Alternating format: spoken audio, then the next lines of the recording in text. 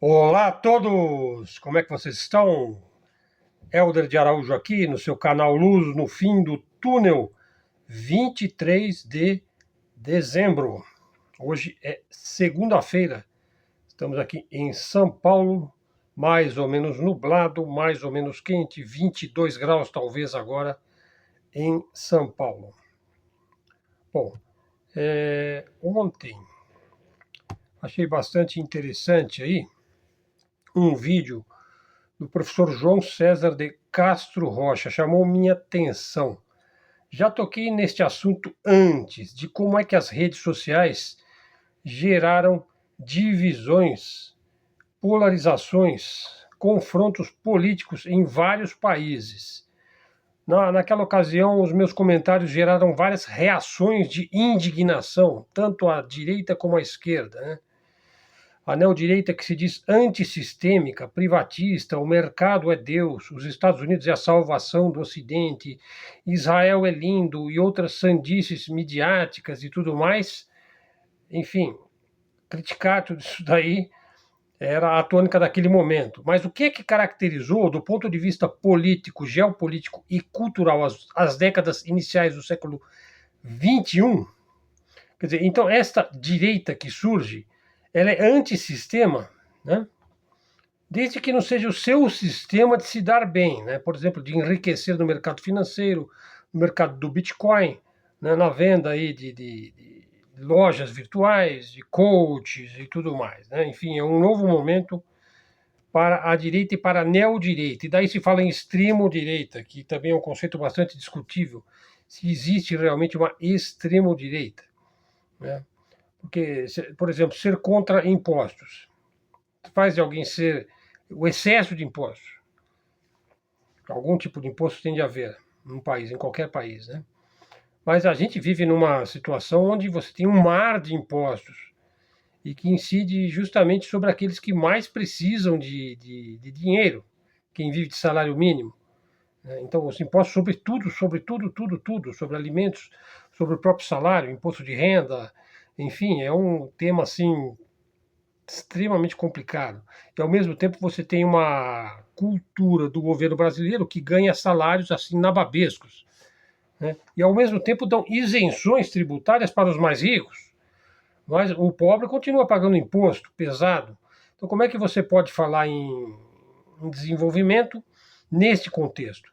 E outro ponto, o mercado aí privado, os salários são ainda mais altos do que os do governo, né?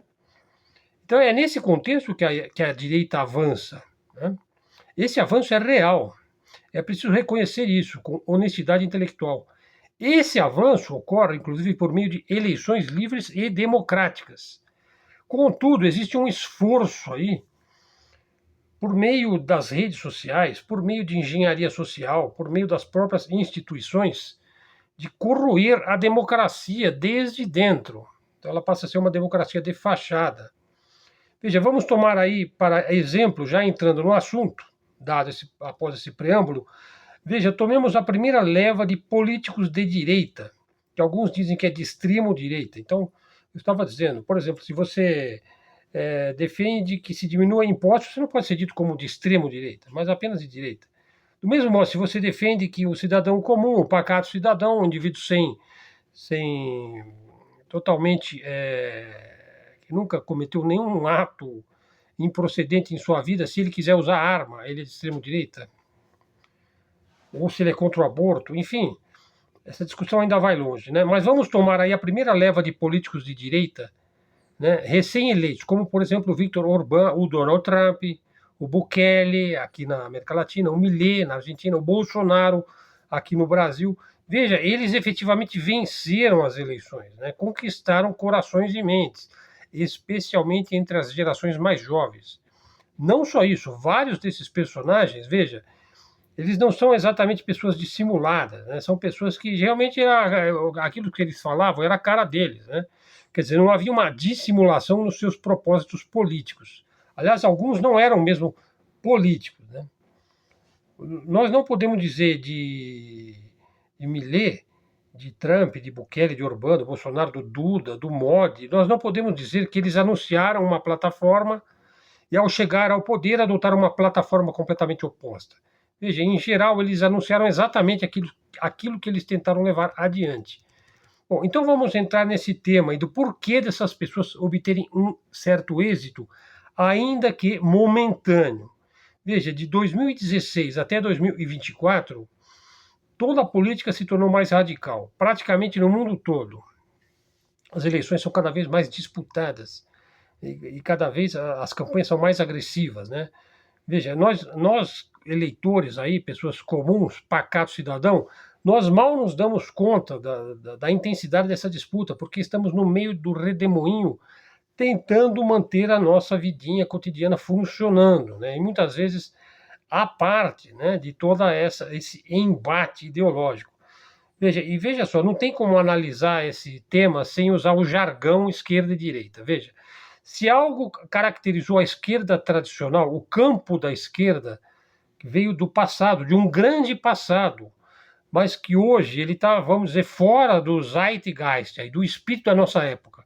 Ou seja, a esquerda ela vive hoje de suas imensas conquistas do passado, né? O presente é mais ou menos adverso à esquerda. E o futuro da esquerda é utópico, né? Para não dizer impossível. Ou seja, a esquerda em muitos países, em muitos lugares, tem um passado de lutas e conquistas aí sociais e conquistas públicas até mesmo formidáveis, né? O presente estável, mais ou meio incômodo, mais ou menos incômodo, né? Pois que ela ascendeu a postos de comando, a cargos públicos, ela se tornou endinheirada, ela se tornou uma classe dominante também. Então, esse presente ele é extremamente incômodo para uma esquerda. Compare isso com a esquerda revolucionária, hein? Lá da década do início do século XX, nas décadas de 20 e 30, hein? Veja, e também lhe dá uma grande incerteza, né? Agora que ela é classe dominante, lhe dá uma grande incerteza em relação ao futuro. O que teria acontecido, veja? Por que a situação lhe é tão adversa nesse momento? E ela não comove mais o grande público. Quem o faz está nas redes sociais e se diz de direita. Hein? Vamos lá, lá por 2016, vamos lá, estava rolando o Brexit, né? Ou seja, a saída da Inglaterra da União Europeia. A eleição do Donald Trump, né? Dos Estados Unidos. Na Índia foi a eleição do Modi, foi a eleição do Bolsonaro aqui no Brasil. Em todos estes fenômenos políticos existe algo comum a todos eles. A Big Data, a rede social teve um enorme peso e importância. Veja, e aí já se coletava uma quantidade sobre-humana de dados, né, de usuários, de todo mundo que usou a internet e continua usando, dados que foram submetidos a supercomputadores, capazes de processar esses dados, estabelecer padrões, né, compartimentalizar as preferências políticas, os costumes, o consumo, as condições sociais, salariais, culturais das pessoas, estabelecer perfis, né? E também, a partir dessa amostragem cibernética aí, prever tendências e captar as tendências, né? Captar as tendências e prever as tendências. E poder também direcionar as pessoas, né? Veja, menosprezar o peso que teve a rede social nessas eleições que nós citamos aí, é desconhecer, é colocar a cabeça dentro do solo como faz o avestruz, né? Veja, não foi por acaso que Mark Zuckerberg teve de pedir desculpas públicas no Senado americano, pois o Facebook vendeu os nossos dados, todos. Vendeu, ele admitiu isso publicamente no Senado americano. Ele vendeu para uma firma de consultoria política, mais de 1 bilhão de usuários, né? Essa firma foi criada por Steve Bannon, né? Que vocês já ouviram falar, né? A Cambridge Analytica. Bom, descobriu-se posteriormente que o principal cliente da Cambridge Analytica, portanto, uma empresa cibernética capaz de gerar modelos de métrica social a partir de dados dos usuários, portanto, capaz de influenciar eleições. Isso se deu na África, na Ásia, como um laboratório para depois trazer para a Europa, né, Estados Unidos e América Latina. E descobrimos posteriormente que o principal cliente da Cambridge Analytica havia sido Donald Trump. Bom, então olha só, essa modificação radical do panorama político, e Donald Trump foi o, vamos dizer, o herdeiro, o mantenedor da ascensão e da volta, e vamos dizer, da reação da direita política, né, no sistema político, começando pelos Estados Unidos. Então, deixa eu parar aqui, tocando aqui. Deixa eu parar. Deixa eu parar aqui. É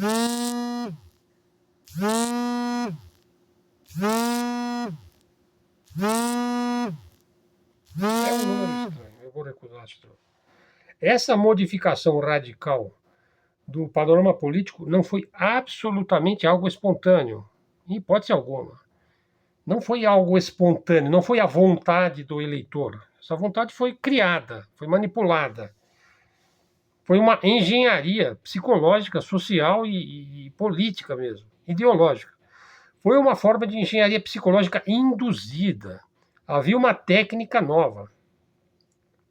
Foi só depois que os partidos e políticos tradicionais levaram sovas e mais sovas, perderam várias eleições decisivas, que entenderam que eram reféns da técnica do microdirecionamento digital.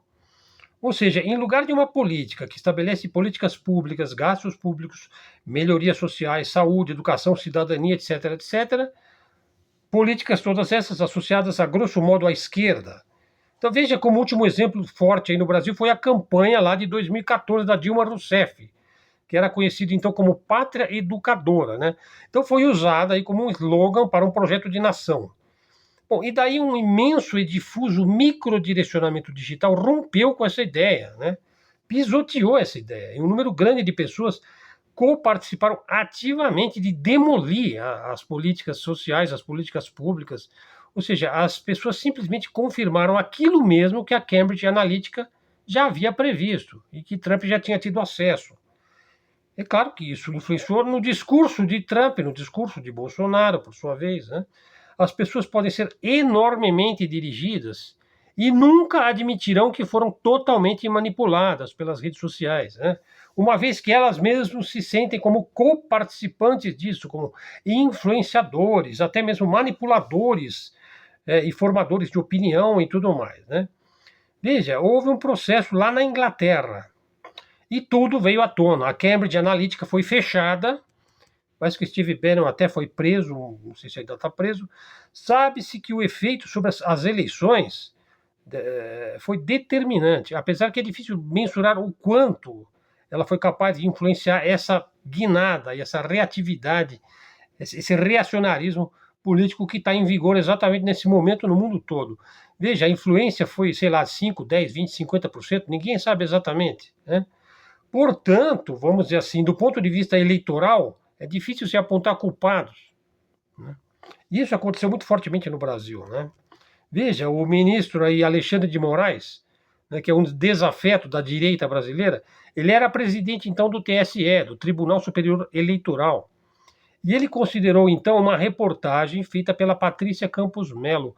Essa reportagem revelou que houve realmente o envio maciço de mensagens por WhatsApp, né, e outras formas de mensagem, né, sem nenhuma prestação de contas. Ou seja, era propaganda de campanha, não contabilizado no pleito eleitoral. Quer dizer, era caixa 2, o que, segundo as regras eleitorais, leva à cassação de uma chapa, né? Robôs para disseminar slogans, né, e propaganda eleitoral.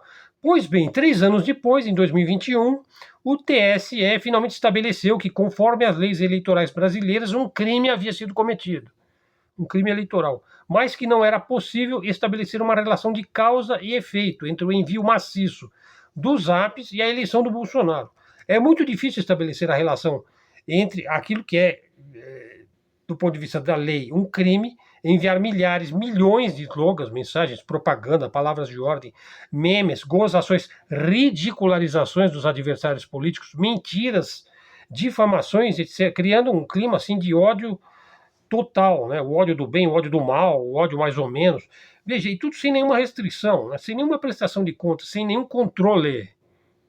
Daí você entende por que a neodireita fica furiosa quando se fala em controlar as redes sociais. Bom, E daí, bom, hoje a gente está assim, as ridicularizações, as mentiras, as difamações, a chamado esgotosfera. Veja, tudo isso já está sendo normatizado, combinado, mas o efeito do crime podia ser punido, né? Se isso foi combinado como crime. Seria razoável considerar crime a replicação de propaganda eleitoral maciça em 2016 para beneficiar um candidato político que soube tirar partido das redes sociais naquele momento? E, ao mesmo tempo, ele soube destruir a reputação do adversário, que, aliás, estava preso pela Lava Jato. Então, né, parece até que veio de encomenda essa prisão. Né? Bom, seria razoável pensar assim em 2016?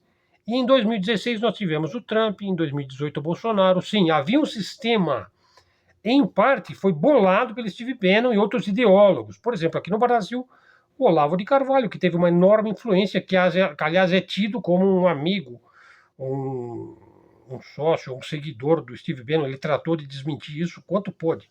Bom, mas esse sistema aí, ele não foi suficiente para reeleger na sequência. Nem o Trump, nem o Bolsonaro, eles não conseguiram se reeleger na sequência. Veja, o Trump foi reeleito agora, mas tudo indica que sua reeleição será do agrado de boa parte do Deep State que antes o condenara. Né? Vamos ver depois como é que vai ficar a situação do senhor Bolsonaro. Né?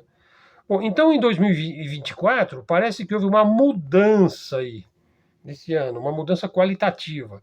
Vamos entender e fazer uma analogia. Vejam. Fazer uma analogia aqui com uma peça teatral do William Shakespeare, Ricardo III. Veja, Ricardo III, trata-se do final da Guerra das Duas Rosas, a famosa e famigerada Guerra dos 30 Anos. Veja, é uma guerra que sucedeu à Guerra dos 100 Anos entre a França e a Inglaterra. E depois, durante 30 anos, eles ficaram matando uns aos outros. A família York e a família Lancaster, que em português é Lancastre, né? A família York acaba vencendo. Os três irmãos aí, Eduardo, Jorge e o Ricardo. O Jorge é o Duque de Clarence, o Ricardo é o Duque de York, e o Eduardo se torna o rei aí, Ricardo III. Ricardo III, veja, há um pequeno problema aí. O Ricardo III, ele tem um braço maior do que o outro, ele é coxo, ele é corcunda, e suas feições são um tanto desagradáveis, né? Para a maioria das pessoas, ele é uma pessoa muito feia, né? E disforme. Aí, quando começa a peça, né, o Ricardo III ele entra no palco, andando com dificuldade, arrastando um braço. Aí ele entra e diz: o inverno foi transformado em verão pelo sol, graças ao filho de York, que é ele, que é também o sol, porque agora ele é o rei. Todos vão transitar em torno dele, como seus satélites. Né? E aí ele declara: agora nós vamos ter festa, né? As armas serão substituídas pelas taças para brindar. Né? Aí você vê os banquetes que o Trump está dando lá em Mar-a-Lago. Né?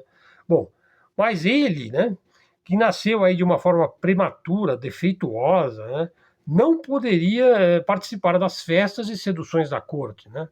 Uma criatura repulsiva. O que fazer? Ele responde. Como é que ele vai seduzir as pessoas com uma aparência dessas? Então ele diz: olha, I am determined to prove me as a villain. Estou decidido a me mostrar um vilão.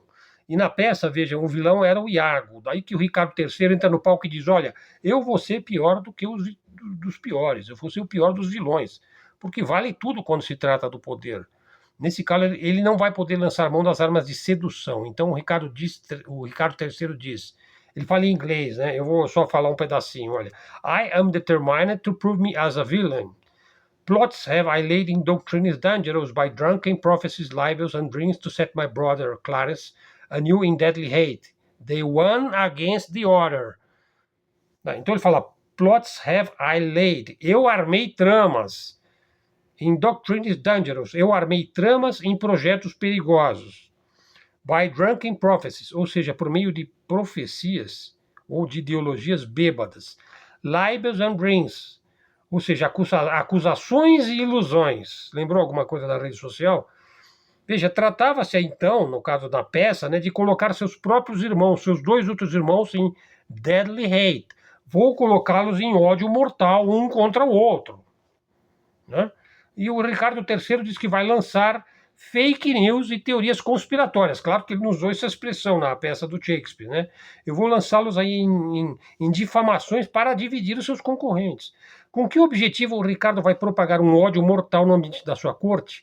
Por que ele vai criar uma retórica de ódio, de instabilidade, de demonização de um pelo outro? Ora, uma vez que você consiga jogar um polo contra o outro, não existe mais política nenhuma. A política é impossível, onde só há guerra e vontade de destruir completamente o outro e ninguém se entende. Parece o Congresso Nacional, não tem mais política, não tem mais um direcionamento, nós não sabemos para onde vamos. Né? Fica só uma brigaiada. Né? Ou o mercado fica contra o governo, né? O governo fica contra o Banco Central bom, tem que trocar o presidente do Banco Central, e quem é Bolsonaro é fanático, quem é Lula é fanático, e você não vai para lugar nenhum. Ninguém se entende. Veja, esse é todo o modus operandi, né, que vigorou e vigora no Brasil. A hiperpolitização do cotidiano. Né? O indivíduo ter uma barba de certa cor, ou o olho de certa cor, ou a pele assim assado, ou ser descendente, sei lá, de quem quer que seja, já muda totalmente a sua própria maneira de ser no mundo. Né? Esse é todo o modus operandi que vigorou e vigora no Brasil. Né? O outro modus operandi é o mal encarnado. Né? Veja, o mal encarnado. Quem é que é o mal encarnado? Veja, aquele que pretende explorar os pobres, né? Tirar da classe média, fingir que é contra os ricos, mentir, roubar, matar, etc, etc. Veja, é algo absolutamente caricato. Né? Você transforma o outro, no caso a esquerda, no próprio Satanás. É fácil, após séculos de propagar a existência do céu e do inferno, você diz que o outro vai te levar para o inferno e você vai levá-los para o céu. Né? Ora, no meu entendimento, quem age assim, no sentido de demonizar o outro, de acusar o outro, é o próprio Satanás. Né? Ele se vende como salvador, não é mesmo? Não é assim? Na peça, o Ricardo III ele toma o poder diretamente.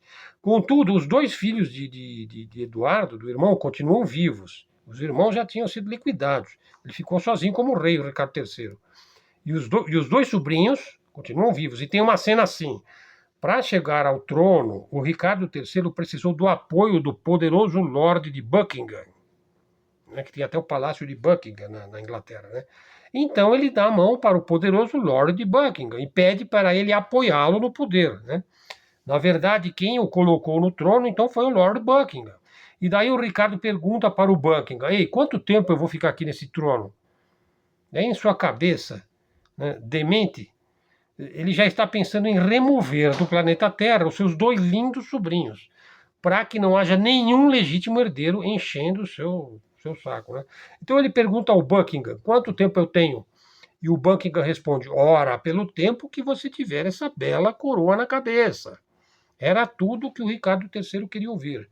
Então ele diz: bom, acontece que os meus sobrinhos estão vivos. E sobrou para o Lord Buckingham. Né? E aí o Ricardo quer convencer Lord Buckingham a eliminar os seus sobrinhos.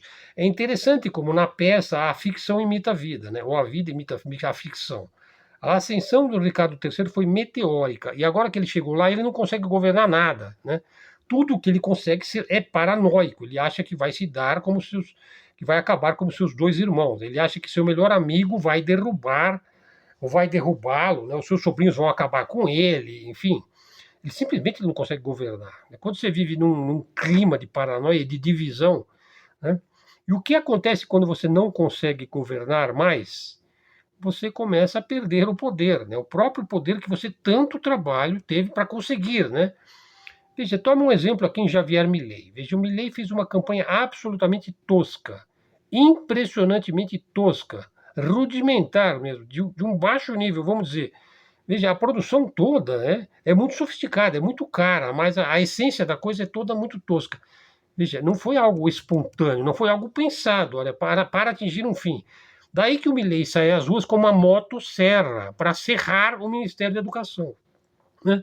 Uma motosserra. E depois que ele consegue o poder, ele começa a serrar o Ministério da Educação. Ele começa a destruir a educação pública, a saúde, a cultura, ele começa a cortar tudo, todos os gastos sociais, porque o problema eram os gastos sociais. Né? Agora ele quer acabar com a Universidade de Buenos Aires, que é uma das maiores e mais importantes universidades da América do Sul, uma das glórias culturais da América Latina. Veja, uma das mais importantes reformas de ensino em toda a América Latina começou lá na Argentina, na década de 20. Até hoje o argentino é um indivíduo que, na média, ele é mais culto e mais bem informado do que a média dos brasileiros. Hein? Talvez agora está invertendo isso daí, né? Acontece que na mente mileizista, política pública é comunismo, é bolchevismo, é marxismo, não é? Então é o velho argumento de Sartre, né? O demônio são os outros, né? E não importa todo o bem que você possa ter feito. A Argentina já foi o país mais próspero do mundo. Mas nada disso importa agora, né? A universidade é o mal encarnado, né? Vocês entendem? Bom, a pergunta é: esses caras que entraram aí com os dois pés e os dois punhos no poder, o Trump, o Bolsonaro, eles vão mudar tudo? Ou será que eles não vão mudar nada? Quer dizer, eles vão se constituir como novas oligarquias políticas e vida segue. Bom, quem viver verá, né? Bom, ficamos aí com 25 minutos. Eu quis trazer este texto, que aliás ele é um texto adaptado. Por acaso eu acabei encontrando esse texto aí, vou dar novamente créditos aqui para o professor João César de Castro Rocha, que chamou a minha atenção. Eu acabei transcrevendo o texto e adaptando aqui para o nosso canal. No texto, no vídeo que eu assisti, ele põe inclusive uma peça, a peça de Shakespeare, né, que mostra a fala de Ricardo III. É muito interessante também, se vocês quiserem aprofundar no assunto, né? Bom, quando eu jovem, eu li algumas tragédias e comédias de Shakespeare. Realmente são obras literárias, teatrais, peças teatrais absolutamente inesquecíveis, né? Aliás, tem gente que lê aquilo todo ano, né? As 32 ou 33 obras de Shakespeare, né? Bom, a gente mal lê a literatura brasileira hoje em dia, né? Eu tenho aqui o Machado de Assis todinho, né? Mas é preciso ter tempo também para ler estas coisas, né? Enfim, é muita coisa para ler, né? Pessoal, muito obrigado aí por sua atenção. Se você chegou até aqui, já dá o like neste vídeo. Verifique se você está seguindo o canal, hein? Traga um seguidor para o canal. Canal de mídia alternativa, de mídia independente. Canal de livre expressão, de livre comunicação. Fazemos vídeos diários da faixa de 20 minutos em média. Às vezes fica um pouquinho mais, né? E se você quiser ajudar o canal, a única maneira de fazê-lo é através do Pix que está aí na descrição do vídeo. Agradeço aí os nossos seguidores de Portugal, Moçambique, Angola. Temos seguidores aí na Europa, temos aqui na América Latina também, principalmente aqui também no Brasil. Pessoal, então obrigado aí pela oportunidade de nos ouvir. Façam suas sugestões, seus comentários, são muito valiosos. Obrigado a todos, até a próxima e fiquem com Deus.